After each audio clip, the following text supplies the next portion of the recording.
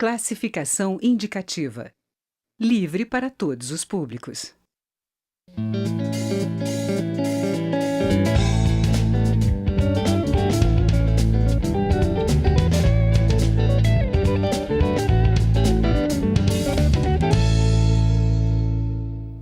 Olá.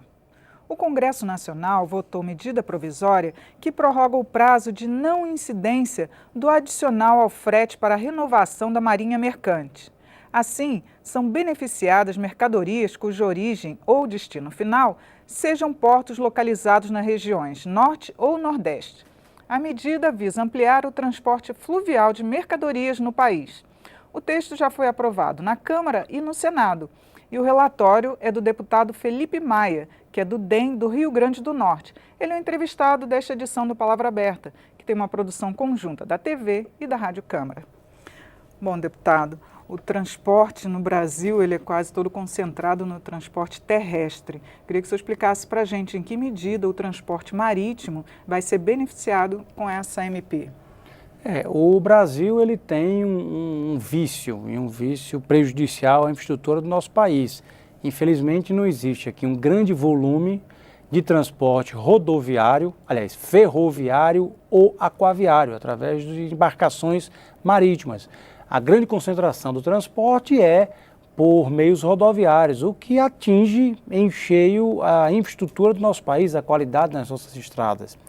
E a medida provisória 762 vem também, dentre tantos outros benefícios, atingir esse ponto, que é você desafogar o transporte rodoviário da região norte e nordeste do país, podendo desonerar o custo do transporte aquaviário. Todo produto que tenha origem ou destino na região norte e nordeste do país, ele terá, através dessa medida provisória, a não incidência do adicional frete para a renovação da Marinha Mercante.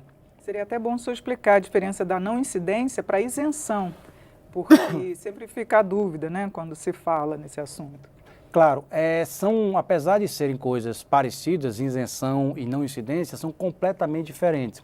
Em 1997 foi criado o Fundo para a Renovação, o Fundo para a Renovação da Marinha Mercante, e nele foi criado a não incidência. No momento que você faz no texto a não incidência, o governo federal ele se obriga a depositar o percentual daquele imposto numa conta, num fundo para investir na renovação da Marinha Mercante e na renovação dos portos.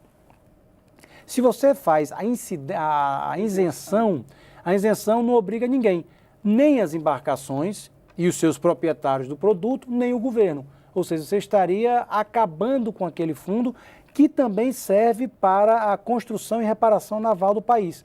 Então, esse era um tema que foi muito confundido na comissão especial, que debateu essa medida provisória, porque alguns, na redação, e foram 23 emendas, e dessas 23 emendas, algumas eu rejeitei até por vício redacional, porque colocavam a isenção, e nós não podemos falar de isenção, podemos falar de não incidência, porque senão o governo não estaria obrigado a depositar e não existiria este fundo. Fundo esse que a gente até aprimorou na provisória. A provisória recebeu 23 emendas, dessas 23 emendas, algumas foram aproveitadas no meu relatório, uma delas inclusive que fala sobre isso. O fundo foi criado para desenvolver a renovação da Marinha Mercante e a construção e reparação naval brasileira. Mas nós sabemos que os portos do Brasil, e principalmente do Norte e Nordeste, eles estão com a sua estrutura deficitária. E por que não usar esse fundo para ampliação, renovação, construção e dragagem dos portos do Norte e Nordeste do país? Então isso foi uma das inovações do nosso relatório. A medida provisória original, ela não contemplava esse ponto, contemplava apenas que essa não incidência seria prorrogada por 2 anos. Foi um outro ponto que nós, contando com a sensibilidade do Palácio do Planalto, do governo federal, que foi quem editou essa medida provisória, e também dos nossos pares na comissão especial, nós aumentamos para 5 anos. Então, essa matéria, ela contemplou a não incidência até 8 de janeiro de 2022, o que deixa os produtores muito mais tranquilos, porque essa matéria, por mais que ela seja técnica, ela vai ao encontro de questões importantíssimas para o Brasil, como, por exemplo, a indústria do sal. Hoje, algo em torno de 95% do sal consumido no Brasil, ele vem da região Nordeste. E o sal brasileiro, ele tem uma grande competição com o sal chileno, que não paga diversos impostos por estarem beneficiados por acordos bilaterais do Mercosul. Então, o sal chileno entra no Brasil com custo mais baixo. E se o sal produzido no norte e nordeste do país tivesse que pagar o AFREM, que é o adicional do frete para a renovação da Marinha Mercante, ele não teria um preço competitivo. Essa medida ela vai realmente baratear o transporte marítimo? Vai baratear. Para se ter uma ideia, só em termos de cabotagem, é 10% o valor do AFREM, dessa contribuição, ou seja, o sal, a madeira, o alumínio, os insumos de alumínio, os eletrônicos, o arroz, tudo isso que é transportado na região norte-nordeste, ela vai deixar de pagar. Ou seja, vai refletir para o consumidor final também? Diretamente, porque no momento em que você produz madeira ou produz sal, vamos dizer, produz sal, transporta para o sul do país, por exemplo, e aquele valor do frete ele é reduzido, o consumidor final ele compra a mercadoria, compra o container, compra o volume do navio num valor menor. Ele com certeza vai repassar esse desconto que recebeu para o consumidor. Consumidor de diversos segmentos, a gente está falando aqui muito de sal, mas como eu disse, é insumo de alumínio, madeira, arroz, são muitos produtos que são transportados norte e nordeste do país. E um outro ponto que nós também contemplamos no relatório, que eu acho que foi um grande ganho para a medida provisória, é que essa medida provisória, ela contempla a navegação de interior e cabotagem. Ela não fala de longo curso, ou seja, quando houver exportação ou importação de produtos, ela não seria contemplada. Sendo que, ao longo de alguns anos, algumas indústrias se instalaram no norte e nordeste do país comprando insumos de outros países. E na hora que você corta esse benefício que existia até 2015, foi uma legislação que acabou no final de 2015, esse benefício para o longo curso, para o transporte de longo curso, você prejudicaria indústrias. Por exemplo, a gente ficar bem didático, a Grendene, que é uma indústria de calçados, possui uma fábrica em Fortaleza. Ela compra borracha da China. E por que ela mantém essa fábrica no Nordeste? Porque ela tinha esse benefício. Ela tinha esse desconto no transporte marítimo. Então, para ela era competitivo descentralizar a produção dela no sul-sudeste e manter essa fábrica no Nordeste.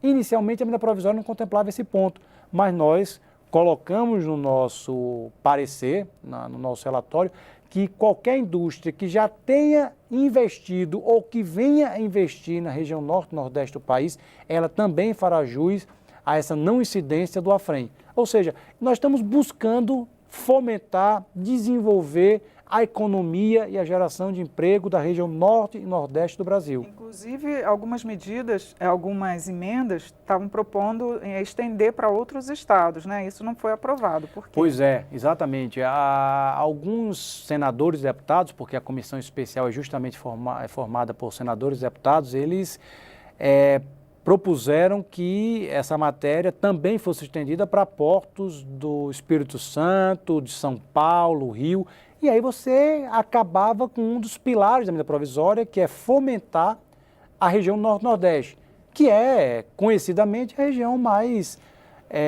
necessitada, mais pobre do Brasil. Por que dizer, a região mais pobre do Brasil. E nós precisávamos ter um mecanismo que atraísse investidores, como é o caso da Riachuelo, como é o caso da Grendene, que possuem fábricas no Norte e Nordeste por diversas razões, entre outras por esse desconto no momento que vai escoar sua produção de camisas, de shorts, de bermudas, de sandálias, como é o caso da Grendene, e de tantas outras fábricas. Eu diria que a medida provisória ela tem dois pilares fundamentais. Um é fomentar a economia norte e nordeste do país, e a segunda é desafogar o transporte rodoviário no país, fazendo com que grande volume de cargas sejam transportados pelo meio aquaviário. Só uma última pergunta, deputado. Em época de ajuste fiscal, isso não vai interferir nas contas do governo?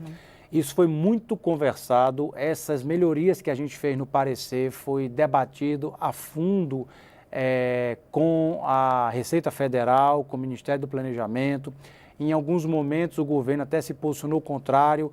Por exemplo, para se ter uma ideia dessa melhoria referente ao longo curso para indústrias que já se instalaram no Norte-Nordeste, a abertura de mão, vamos dizer, o volume que se abriria mão de arrecadação são 400 milhões de reais.